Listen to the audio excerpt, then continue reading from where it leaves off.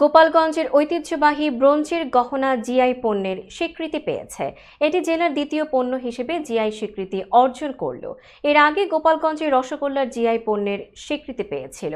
শুক্রবার গোপালগঞ্জের জেলা প্রশাসকের কার্যালয়ে অনুষ্ঠিত এক সংবাদ সম্মেলনে জেলা প্রশাসক কাজী মাহবুবুল আলম একথা জানান। তিনি বলেন, গত 12 মার্চ জেলা প্রশাসক জিআই পণ্যের অন্তর্ভুক্তির জন্য বাংলাদেশ শিল্প মন্ত্রণালয়ে আবেদন করা হয়।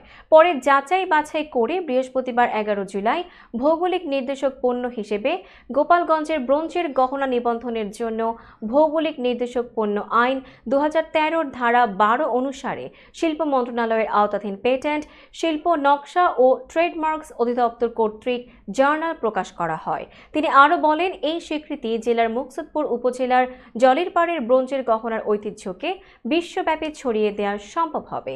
এছাড়া তিনি বলেন, ব্রোঞ্জের গহনা তৈরির সঙ্গে সম্পৃক্ত কারিগরদের কর্মসংস্থান ও জীবনযাত্রার মান উন্নয়নে সহায়ক হবে বলে আমরা বিশ্বাস করি। ব্রোঞ্জ শিল্পভিত্তিক অর্থনীতি আরও গতিশীল হবে, এলাকার আর্থ সামাজিক অবস্থার উন্নয়ন ঘটবে।